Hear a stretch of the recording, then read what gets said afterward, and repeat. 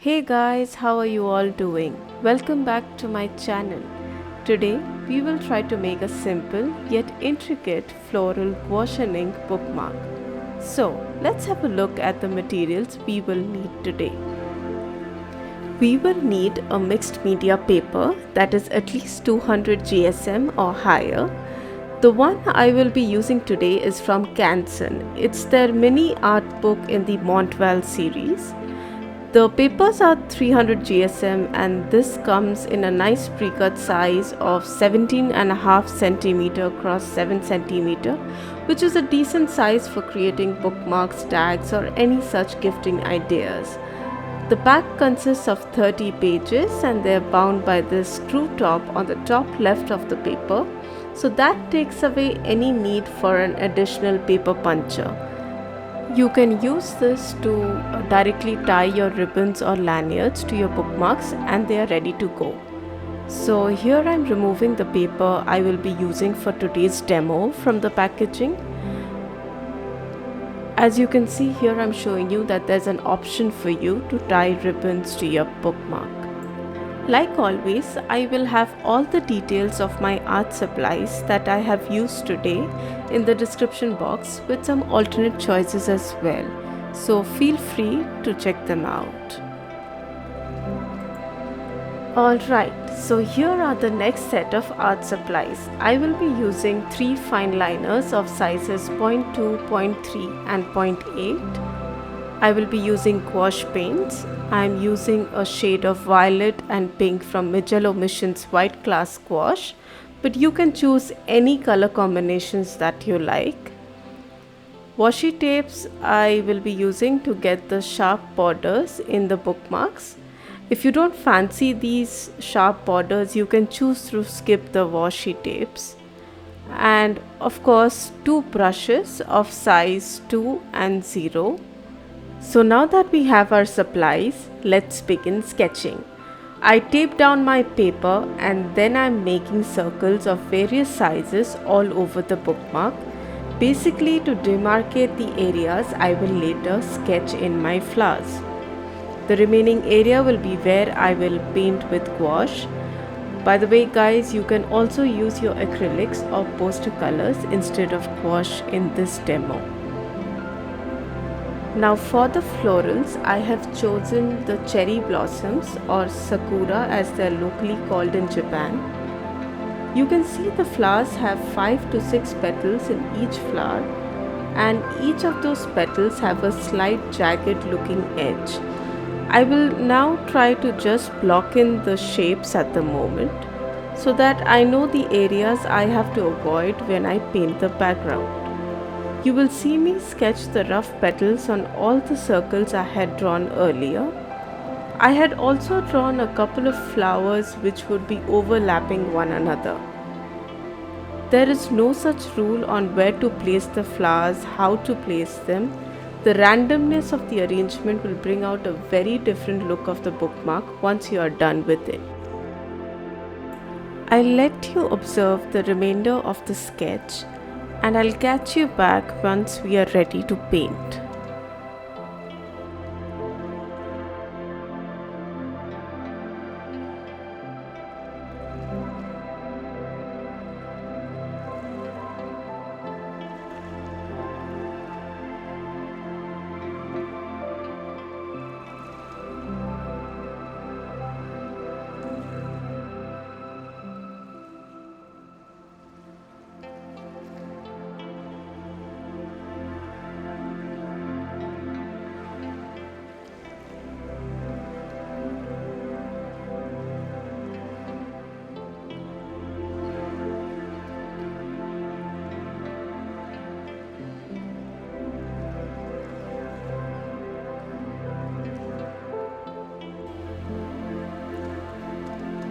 So let's start painting.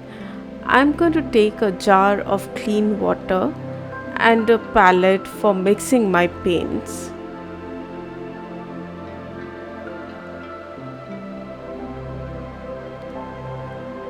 Also, don't forget to grab a paper towel or a clean cotton rag to remove water and paint from your brushes. Depending on the medium you choose to paint the background with, make sure that you have the proper ratio of water to paint to work with. I begin with a very watery wash of the violet shade. Even though I am using gouache, I usually prefer a watery paint mixture as my first coat, as this helps me gauge how intense I want the final layers to be and to get an idea of how to go about blending different colors. It could be because I'm basically a watercolor artist, so playing with watery washes comes natural to me. But if you wish to go with an opaque first shade of color, by all means do so.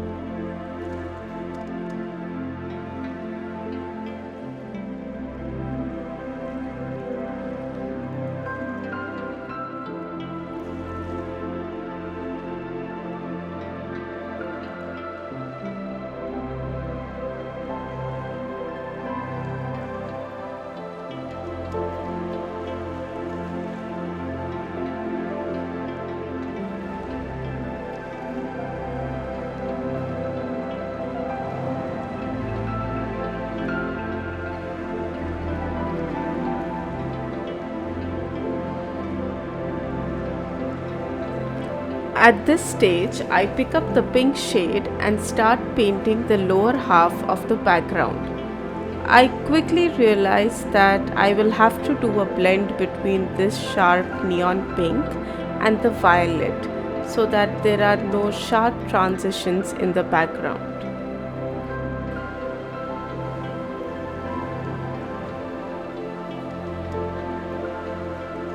Over the next few minutes, you will see me use a magenta color which I got from mixing the violet with the pink shade. As the first layer dries, I will continue to apply a second as well as a third layer of color all over. When the background will finally dry, I will not have the weird brush marks and everything will look seamless.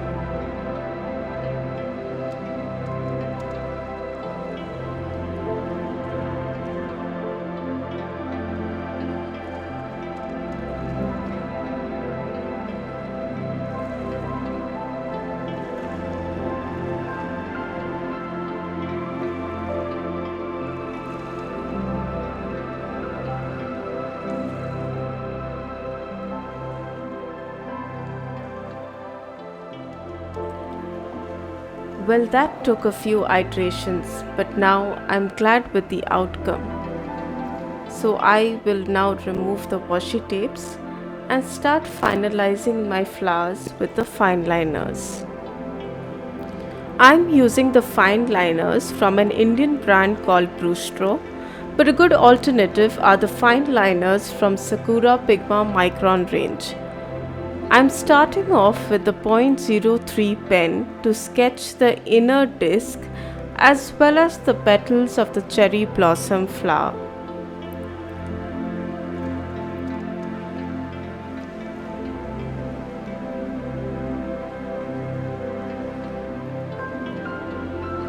I make sure to go as close as possible to the edge of the color so that I don't have to rework and paint the remaining white spaces with the violet.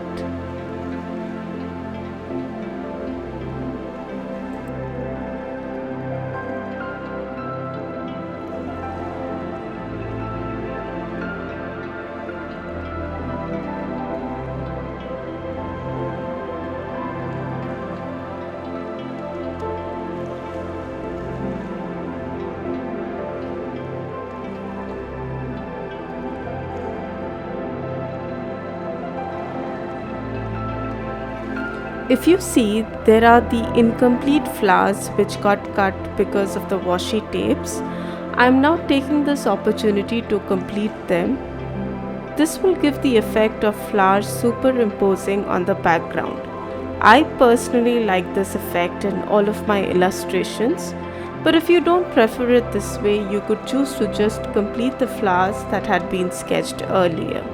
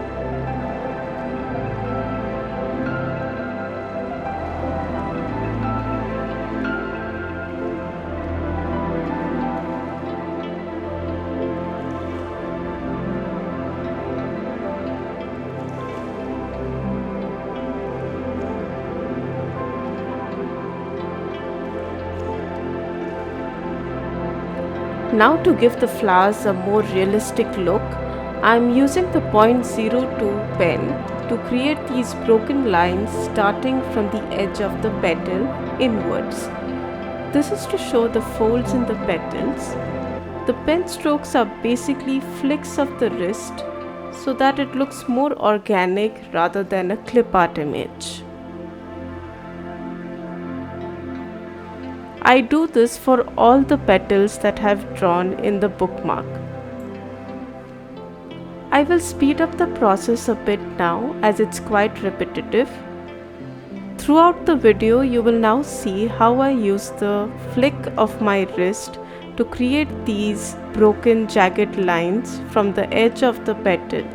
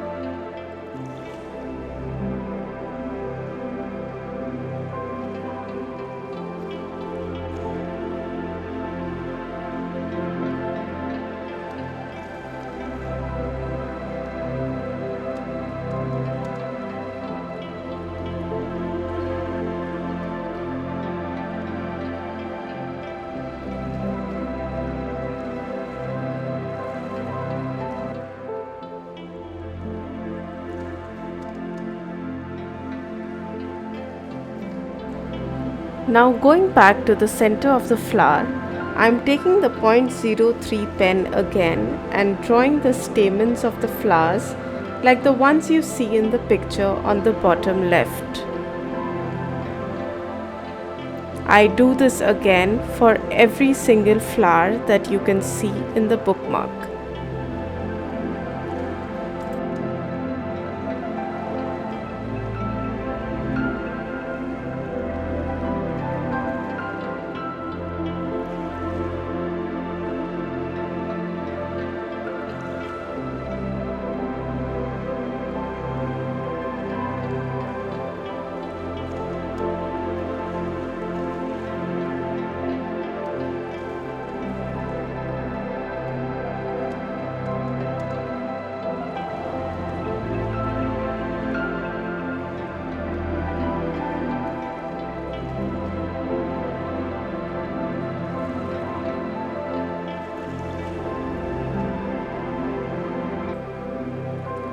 Now I take the 0.08 pen and darken the boundaries of each petal. It's not a necessary step, but I feel that it gives a 3D effect to the flowers and brings the whole bookmark together.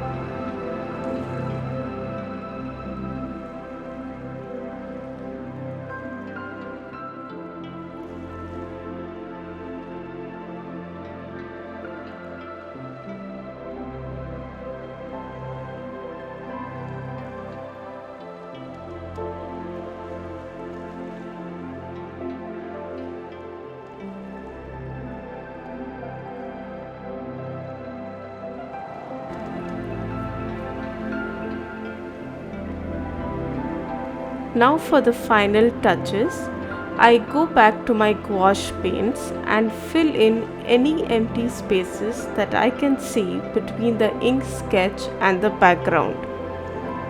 It's important that you match the colors in the background because here we have a transient. In case you have opted for a single color background, then this step becomes even more simpler. All you need is an opaque concentration of the background color to fill in the empty spaces.